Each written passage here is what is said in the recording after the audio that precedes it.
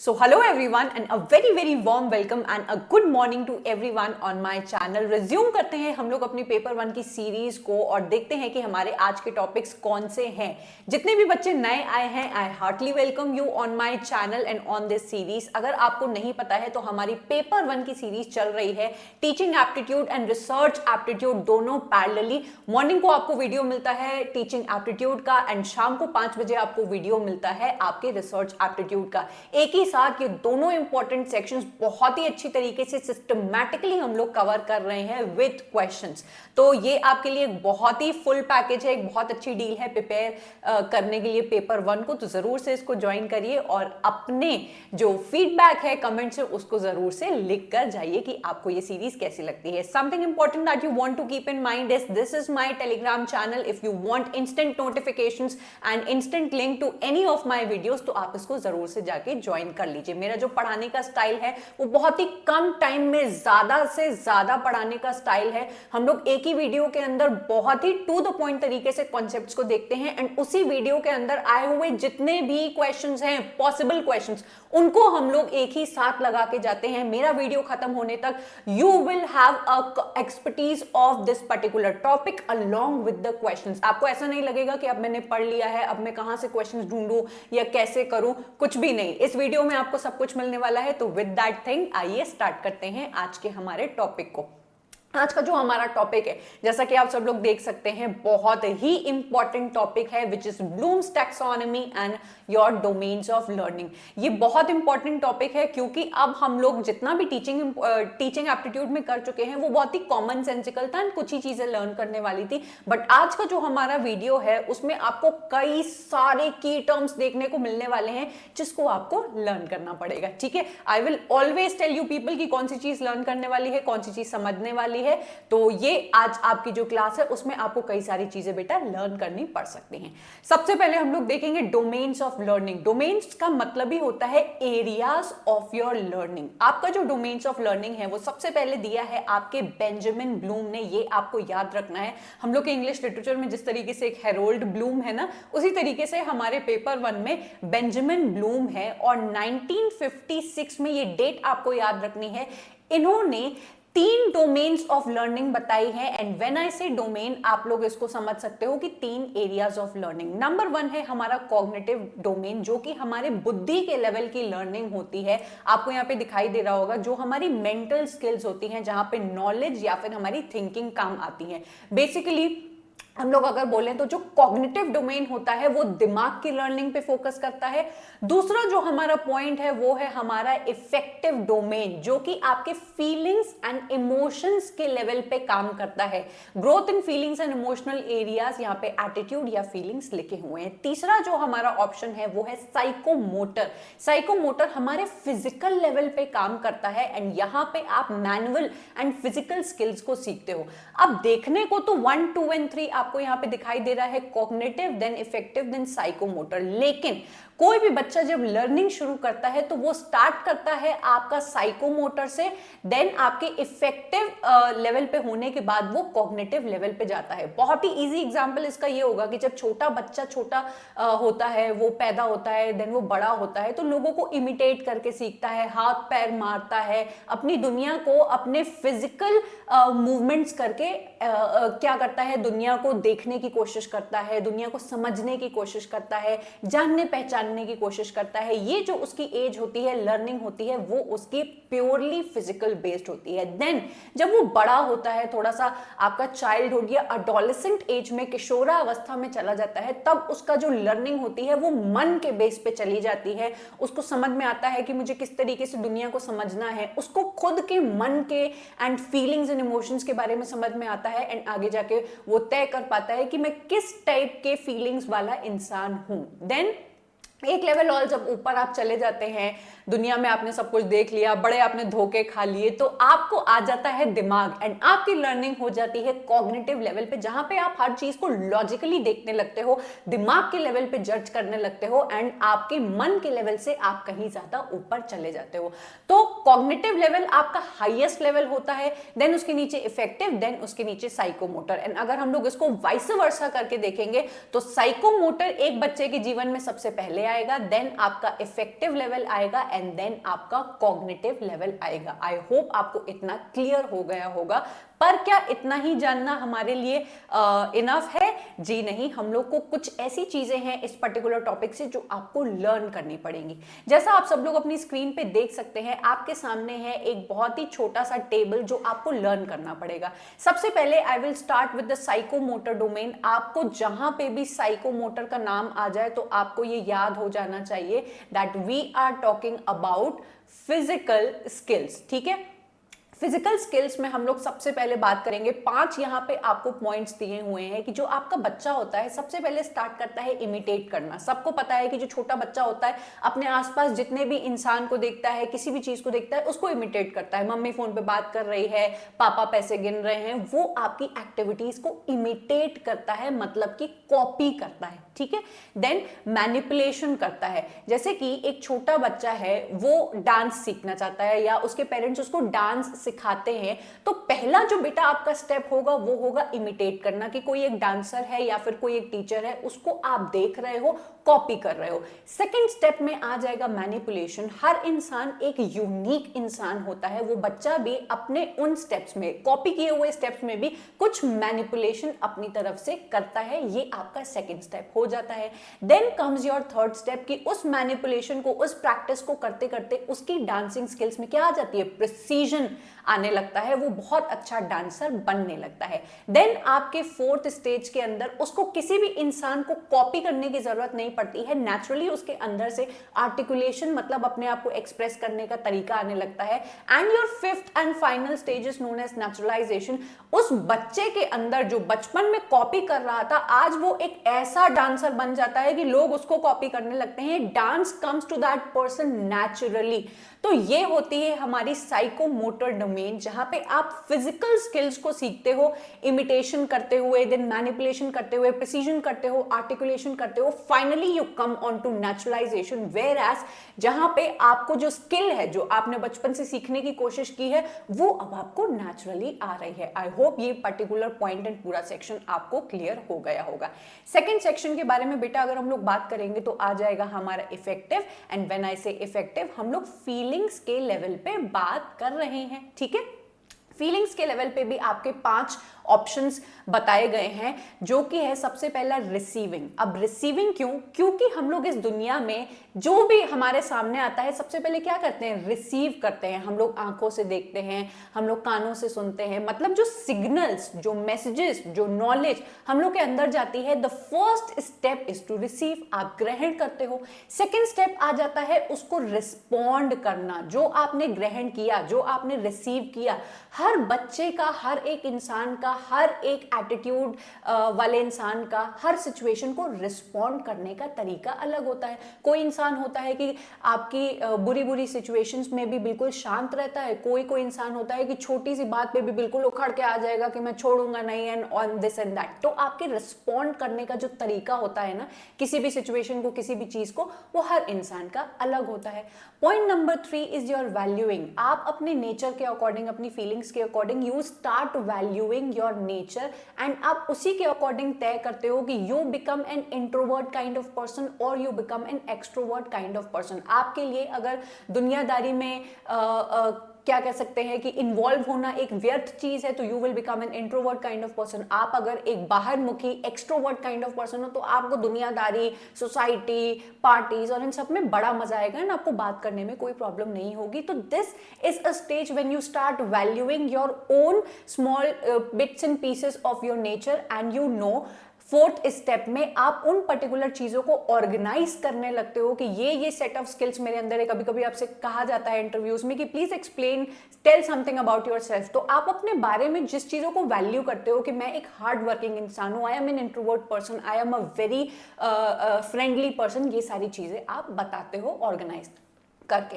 Then fifth and final step होती है characterisation. And when you order your behaviour, when you value and organise certain criteria of your nature, आप characterise कर पाते हो कि भाई मेरा कैरेक्टर या तो ये है या तो ये है, और ये आ जाती है आपकी फीलिंग्स वाला सेक्शन।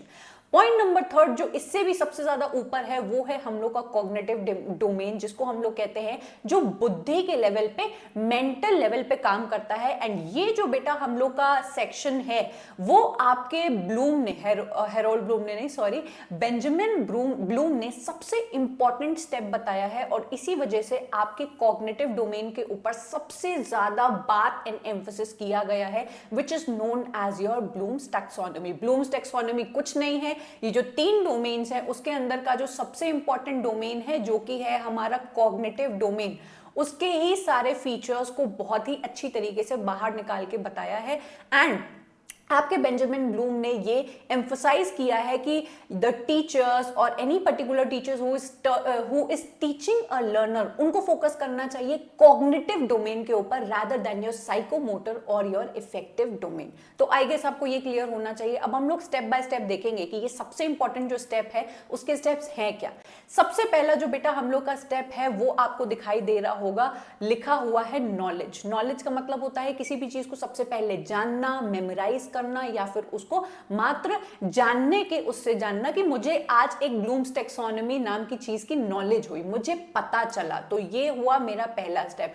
अब अगर आप सेकंड स्टेप में जाओगे तो वो हो जाता है कॉम्प्रिहेंड करना। हम लोग का जो कॉम्प्रिहेंशन पैसेज आता है उसका मतलब ही क्या होता है कि आप इस पैसेज को पढ़ो, उसको समझो, अंडरस्टैंड करो, एंड देन क्वेश्चंस पे आप लोग अप्लाई करो। So when I am on my second stage which is known as comprehension, तो I am talking about my समझ और माय अंडरस्टैंडिंग, कि मुझे कोई भी पर्टिकुलर टॉपिक क्या करना है, समझना है और अंडरस्टैंड करना है। ध्यान देना, नॉलेज में और कॉम्प्रिहेंशन में बहुत फर्क होता है। नॉलेज मतलब आज मुझे एक नई चीज के बारे में नॉलेज मिली, पता चला, मात्र पता चला, आपके दिमाग में आपको एक फैक्ट पता चला। लेकिन आप जब सेकंड स्टेप पे जाते हो अपनी बुद्धि के, आप उस चीज को समझने की, अंडरस्टैंड करने की कोशिश करते हो। ठीक है, इसी के साथ हम लोग आएंगे थर्ड लेवल पे, जो आपके ब्लूम बताते हैं अप्लाई करना। आप जब किसी चीज की नॉलेज मिल गई, आपने उसको समझ लिया, now you are trying to apply that particular knowledge. For example, I will take the example of the scooty, कि मैं स्कूटी सीखने जाती हूँ, तो मैं एक पर्टिकुलर जगह पे, एक ट्रेनिंग सेंटर पे जाऊंगी जहां पे मुझे नॉलेज दी जाएगी उस पर्टिकुलर स्कूटी के बारे में, कि ये है, क्लच है, ब्रेक है, एक्सेलरेटर है, एंड पूरे उसके बारे में सिखाया जाएगा। देन उसकी बताई हुई, उस इंसान की बताई हुई नॉलेज को मैं कॉम्प्रिहेंड करूंगी, मैं समझने की कोशिश करूंगी कि भाई ये मात्र सिर्फ डेफिनेशंस नहीं है कि ये क्लच है, ये एक्सेलरेटर है, मुझे उन एक एक पार्ट को समझना पड़ेगा to be able to become an expert in riding a scooty. Then मैं थर्ड स्टेप में अप्लाई करूंगी कि भैया एक्सेलरेटर का मतलब होता है कि जिससे मैं ऐसे गाड़ी को तेज कर रही हूं एंड मेरी गाड़ी आगे बढ़ रही है, तो मुझे उन कॉन्सेप्ट्स के बारे में समझ में आया। चौथे स्टेप में मैं एनालिसिस करने लगूंगी कि मुझे इन 3 स्टेप्स में उस भैया जी ने बता दिया कि आपको जब गाड़ी रोकनी है तो ब्रेक दबा देना, तो भैया एप्लीकेशन मैंने किया और मैंने बिल्कुल ट्रक के मुंह पे जाके गाड़ी अपनी रोक दी। मैंने अप्लाई तो कर लिया कि मुझे पता है कि ब्रेक का काम होता है अप्लाई करना, लेकिन मैंने ये एनालाइज नहीं किया कि भैया आपका ट्रक जब आने वाला हो तो बिल्कुल मुंह के सामने तो नहीं आपको अपनी ब्रेक दबानी है, आपको खुद से ये एनालाइज करना पड़ता है। इसी को हम लोग बौद्धिक लेवल के कई सारे लेवल्स कहते हैं कि भैया जब ट्रक दिखाई दे रही है तो थोड़े से पहले से ही आपको क्या करना है, ब्रेक लगाना शुरू कर देना है। ये हो गया हमारा एनालिसिस। पांचवा हमारा स्टेप होता है बेटा, वो होता है सिंथेसिस। अब आपको 2 चीजें ध्यान में रखनी है, हमारा जो एनालिसिस होता है और हमारा जो सिंथेसिस होता है वो एक दूसरे के एंटी होते हैं। एनालिसिस का मतलब होता है एक बड़ी पिक्चर को छोटे छोटे भागों में बांटना, ठीक है, वेयरएज हमारा सिंथेसिस होता है छोटी छोटी चीजों को एनालाइज करके, देख के, सिंथेसाइज करके एक बड़ी पिक्चर को बनाना। तो ये एक दूसरे के बिल्कुल ऑपोजिट होते हैं, जैसे इंडक्टिव और डिडक्टिव होता है बिल्कुल ऑपोजिट, सेम उसी तरीके से एनालिसिस एंड सिंथेसिस होता है। तो भाई मैंने ये एनालाइज किया कि ब्रेक मुझे इंस्टेंट नहीं लगानी है, मुझे थोड़े पहले से ही जब ट्रक दिखाई दे रही है तो मुझे धीरे धीरे आपका ब्रेक दबाना शुरू कर देना है। लेकिन मैंने एक और चीज देखी कि भैया मैं तेजी से आ रही हूं हूं एंड चलो ट्रक अभी दूर है, मैंने वहां पे ब्रेक लगा दिया तो मेरी गाड़ी तो पलट जाएगी। तो छोटे छोटे पीसेस को मैं ध्यान से देखूंगी और ये देखूंगी कि भैया सिर्फ ब्रेक नहीं लगानी है, धीरे धीरे एक्सीलरेटर भी कम करना है। ये मैंने छोटे छोटे पीसेस को देखा और मैं समझ पाई एंड फाइनली मेरे इवैल्यूएशन हुआ कि हाँ भाई मुझे स्कूटी चलाने आ गई है। इवैल्यूएशन अगर यहाँ पे मोस्ट ऑफ द बच्चे इंग्लिश लिटरेचर के हैं तो आप सब लोग को पता होगा हम लोग लिटरेरी क्रिटिसिज्म में क्या करते हैं कि हम लोग इवैल्यूएट करते हैं। आपके जितने क्रिटिक्स होते हैं वो इवैल्यूएट करते हैं किसी भी पर्टिकुलर वर्क को। यहाँ पे भी वही चीज होती है, ये सबसे highest level of cognitive development होता है जहां पे आप इन सारे स्टेप्स को फॉलो करके इवैल्यूएट कर पाते हो कि मैं एक अच्छी स्कूटी राइड कर पा रही हूं या नहीं, या फिर कोई भी स्किल आप सीखने की कोशिश करते हो। तो आई होप आपको मेरे एग्जांपल से बहुत अच्छी तरीके से समझ में आ गया होगा। Now there is a catch in this particular diagram जो आप लोग ने अभी अभी समझा।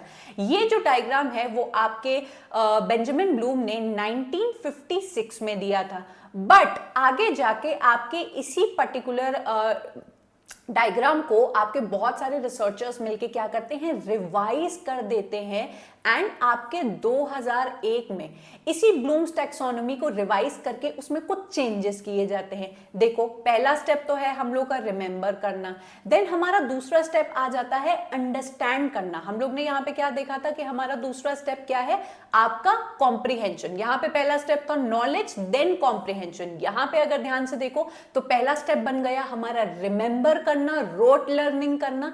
दूसरा स्टेप आ जाता है हम लोग का अंडरस्टैंड करना। तीसरा स्टेप है हमारा अप्लाई करना। देन चौथा स्टेप है सेम हम लोग का एनालाइज करना। वहां पे हम लोग ने पहले देखा सिंथेसिस आ रहा था, लेकिन यहां पे अब आपका इवैल्यूएशन आ जाता है। एंड सिक्स्थ स्टेप को इन लोग ने पूरा चेंज किया है, एंड फिफ्थ एंड सिक्स्थ दोनों को, जो कि बन जाता है आपका क्रिएट। आपके क्वेश्चंस दोनों से बने हैं कि आपका जो पुराना वाला डायग्राम है उसमें आपका लास्ट स्टेप क्या है ये बताओ, एंड जो नया वाला रिवाइज्ड स्टेप है उसमें से आपका ये वाला स्टेप कौन सा है ये बताओ। तो it is very important for you to take a note of both the diagrams, क्योंकि अभी क्वेश्चन देखोगे तो परेशान ना होना, समझ जाओगे कि कैसे आपको डील करना है एंड क्या लर्न करना पड़ेगा। ये आपके सामने ब्लूम्स टैक्सोनॉमी कंप्लीट हो जाती है। 1956 की भी समझ में आ गई आपको, 2001 की। डिफरेंस आपको ज्यादा कोई नहीं दिखाई देगा। आपका एनालिसिस के बाद यहाँ पे आप सीधा इवैल्यूएट करते हो ब्लूम्स टैक्सोनॉमी के रिवाइज्ड वर्जन के अकॉर्डिंग, क्योंकि आप कॉग्निटिव लेवल पे बेटा डील कर रहे हो। तो आपका जो बुद्धि वाला स्तर होता है, वहां की जो आखिरी स्टेप होती है हमेशा होता है क्रिएट करना। आप जब हर चीज को बहुत अच्छी तरीके से समझ जाते हो, अप्लाई कर लेते हो, एनालिसिस सिंथेसिस इवैल्यूएशन सब हो जाती है, आप बहुत ऊपर के लेवल पे जब चले जाओगे तो you will start creating this particular thing. आप आज की डेट में ब्लूम्स टैक्सोनॉमी को मेरी क्लास में सुन रहे हो, समझ रहे हो, रिमेंबर कर रहे हो, अंडरस्टैंड करोगे, अप्लाई करोगे, एनालाइज करोगे, अपने रियल लाइफ सिचुएशन में इवैल्यूएट करोगे, और क्या पता कल की डेट में आप एक नया मॉडल लेके आ जाओ, आप अपनी एक टैक्सोनॉमी को क्रिएट कर दो which is known as the highest level in cognitive domain. ठीक है, क्लियर है आप सबको? ओके, आगे बढ़ेंगे और अब हम लोग इसकी थोड़ी सी क्या देखेंगे, definitions. In 1956 Benjamin Bloom with collaborators published a framework for categorising educational goals, taxonomy of educational objectives, जिसके अंदर उन्होंने ये 6 मेन आपके क्या बताए, डोमेन्स बताए। वहीं जाके बेटा आपका आगे रिवाइज्ड वर्जन आ जाता है आपके 2001 में। A group of cognitive psychologist, curriculum theorist and instructional researchers and testing assessment specialist published in 2001 a revision of Bloom's taxonomy with a title, A Taxonomy for Teaching, Learning and Assessment। ये आपके लिए एक extra information है, कभी इसमें से question नहीं आया है कि जो रिवाइज्ड वर्जन है उसका नाम क्या है। एनटीए नेट वाले तो कुछ भी कर सकते हैं, आपको मिल गया है, लर्न करना हो तो लर्न कर लेना, अपने नोट्स में मेंटेन कर लेना। एंड जो चेंज्ड वर्जन आया वो हम लोग ने ऑलरेडी देख लिया। तो अगर हम लोग दोनों डायग्राम्स को आमने सामने देखना चाहेंगे तो ये आपके लिए एक बहुत अच्छी चीज है। आप लोग स्क्रीनशॉट ले सकते हो, अपने उसमें बना सकते हो नोट्स में। 1956 में कुछ इस तरीके से ये बन के आता है। एंड अगर आप ध्यान से दोगे तो ये नाउन बेस्ड है, सबके नाम बताए हुए हैं।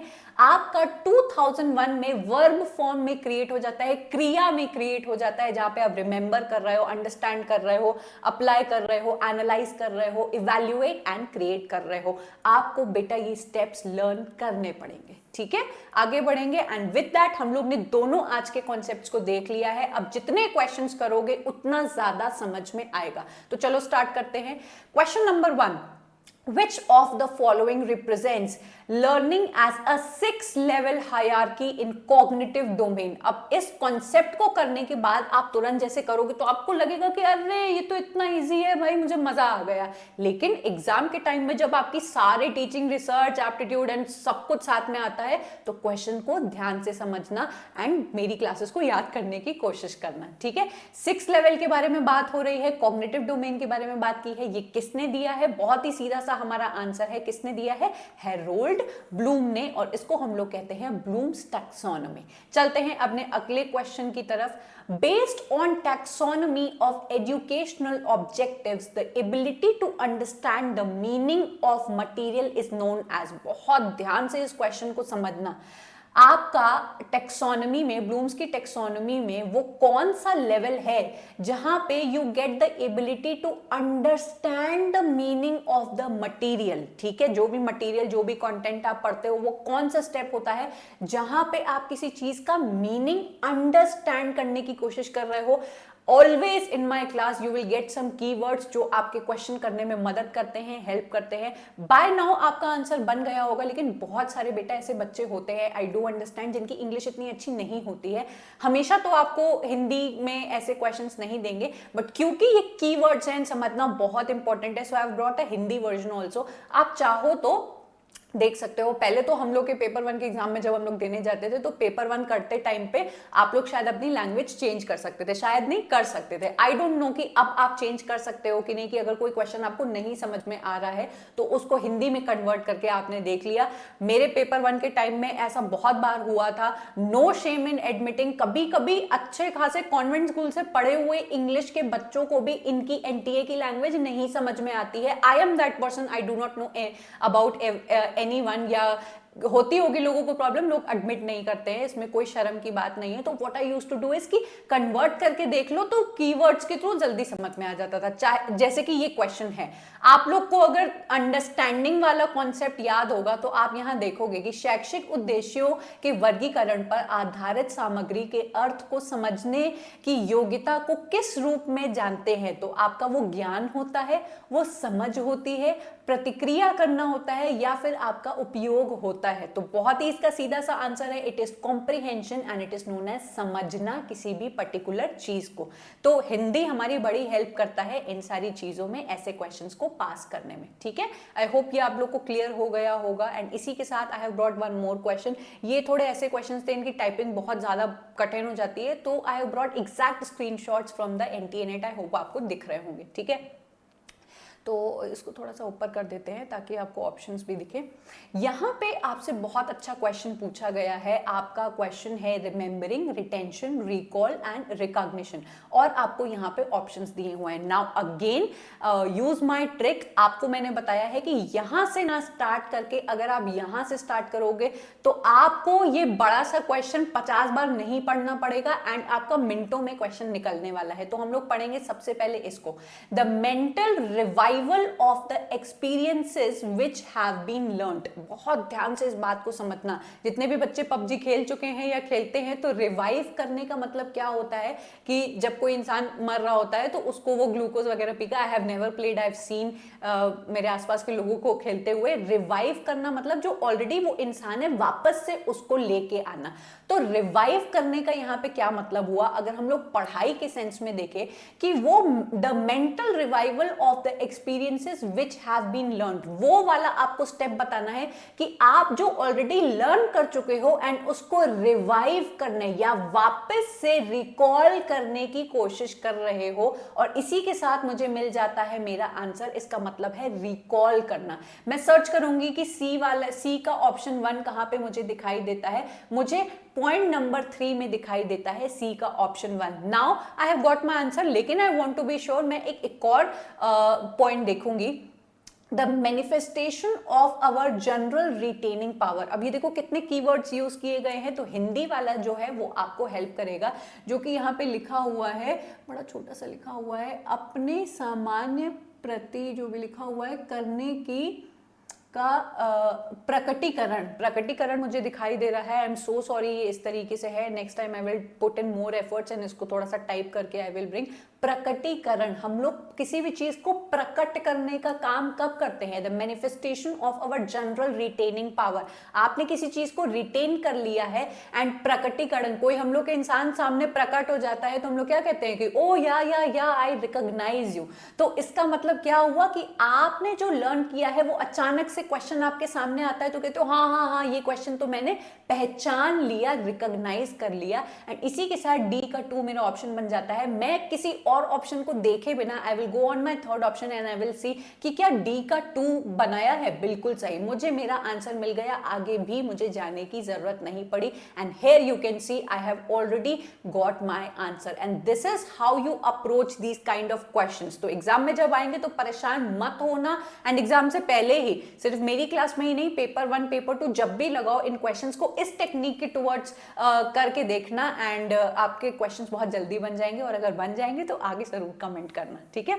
आगे बढ़ेंगे और अपना क्वेश्चन नंबर 4 देखेंगे। आई होप आपको आज की क्लास अच्छी लग रही होगी, समझ में आ रही होगी, और अगर लग रही है तो भाई कंजूसी मत करो, अभी ही hit that like button, okay.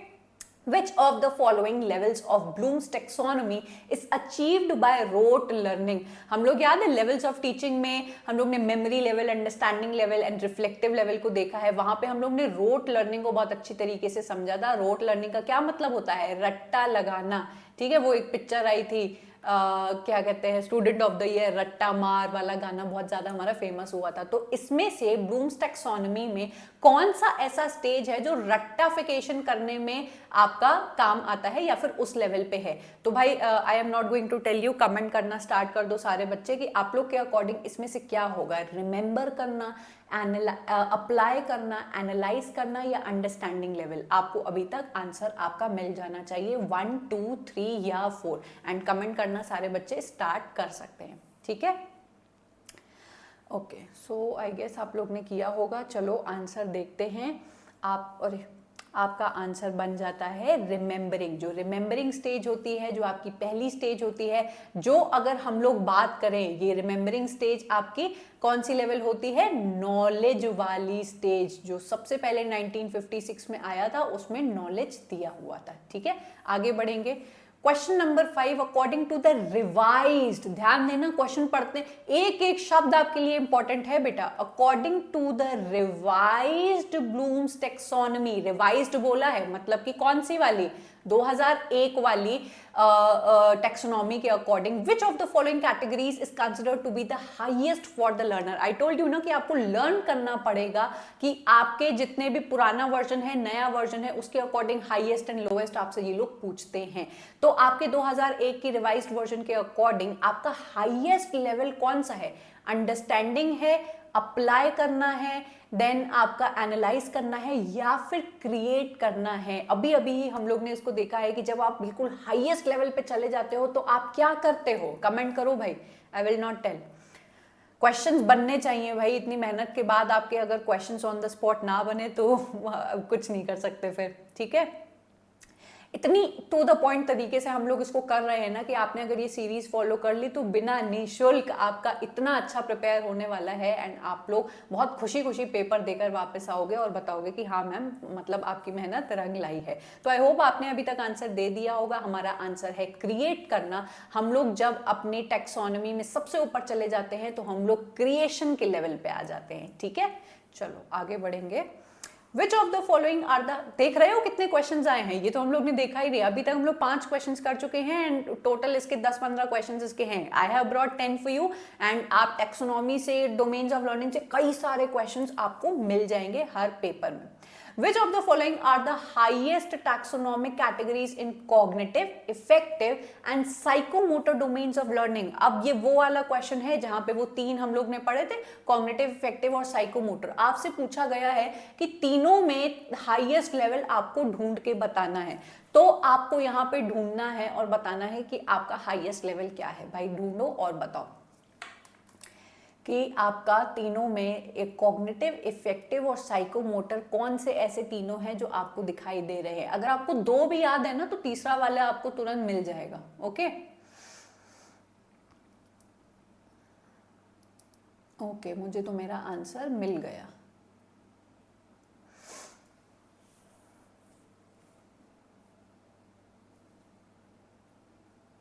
अगर आप लोग मेरे एग्जाम्पल्स जो मैंने आपको बताए उसको अगर याद करोगे तो आपको बहुत अच्छी तरीके से याद आ जाएगा। नेचुरलाइजेशन आई टोल्ड यू किसके अंदर आता था, जहाँ पे वो आपका नेचुरली नेचर का पार्ट बन जाता है एंड वो निकलने लगता है, आपको नेचुरली कोई स्किल आने लगता है, तो आई टोल्ड यू कि वो आपका साइकोमोटर स्किल में आ जाएगा। देन हम लोग जब इफेक्टिव की लेवल की बात करेंगे तो वो आपका एक लास्ट स्टेप जाएगा जब आप अपना कैरेक्टर जज कर पाओगे कई सारे स्टेजेस के बाद में, तो ये आपका इफेक्टिव डोमेन पे आ जाएगा। देन ये हम दोनों को मिल गए हैं डी एंड ई, एंड हमारा जो कॉग्निटिव लेवल है वहां पे सबसे हाईएस्ट हो जाएगा आपका इवैल्यूएशन, जिसकी वजह से मेरा आंसर मुझे मिल गया है बी, डी एंड ई। ठीक है, तो आई होप आप लोग को ये क्लियर हो गया होगा। कई सारे क्वेश्चंस तो I only help you out कि ऐसे आपको करने हैं, इसमें कोई बुराई नहीं है, चाहे आप बाद में इस वीडियो को फिर से देख लेना। लेकिन क्वेश्चंस को करने की जो अप्रोच होती है, आपको कोई भी टीचर साथ में क्वेश्चन करा के नहीं दिखाता है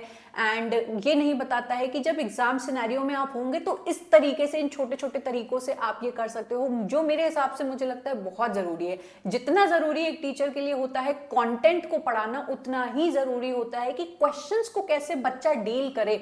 भाई जो एग्जाम सिनेरियो में जाता है वो एक्चुअल फीलिंग अगर आप बच्चे को बताते हो कि ऐसे करो ऐसे करो, तो उसको बड़ी मदद मिलती है। एंड क्या ये वाकई में आपके लिए मददगार है, ये मुझे जरूर कमेंट करके बताइएगा। ठीक है, Question number 7, there is an abundant scope for promoting concept learning under which state of development of the learner। अब ये थोड़ा सा common sensical type of question है, आपसे यहाँ पूछा गया है कि वो कौन सी स्टेज होती है जहां पे एक बच्चा अपने कॉन्सेप्ट्स को डेवलप करता है। क्या वो इन्फेंसी की स्टेज होती है जब वो छोटा काका होता है, या फिर आपकी चाइल्डहुड की स्टेज होती है जब वो दुनिया को एक्सप्लोर कर रहा होता है, या फिर आपकी अडोलेसेंस या किशोरावस्था की स्टेट होती है, या फिर ड्यूरिंग प्री अडोलेसेंस।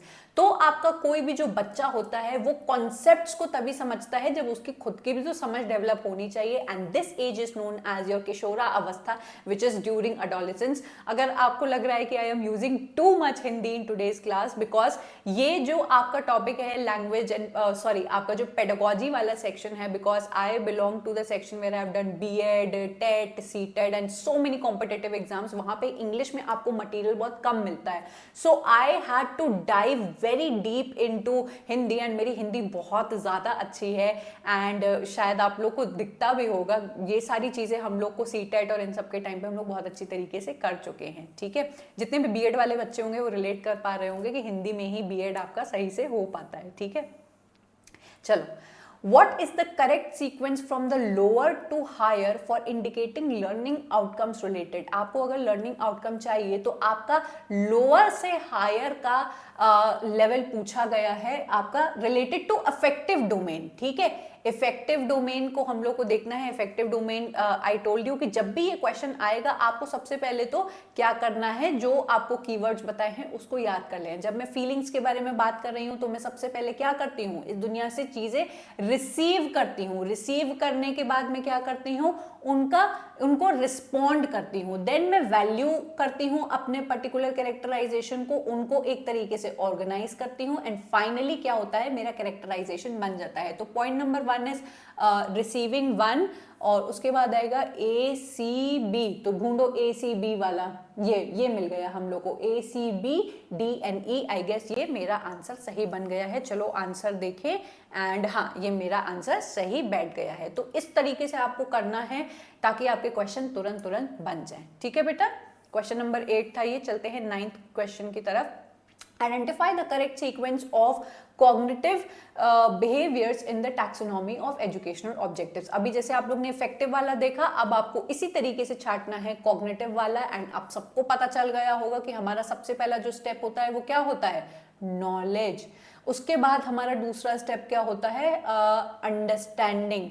अंडरस्टैंड करने के बाद हम लोग ये होगा नंबर 2। अंडरस्टैंड करने के बाद हम लोग क्या करते हैं, अप्लाई करते हैं। देन हम लोग उसके बाद एनालिसिस करते हैं, क्या पढ़ा कैसे पढ़ा। देन उसके बाद हमारी सिंथेसिस हो जाती है। तो हमारा होना चाहिए ACBDE। ठीक है, इसमें भी थोड़ा वैसे टाइप का ही है ACBDE, एंड मुझे मिल गया मेरा answer which is point number 3।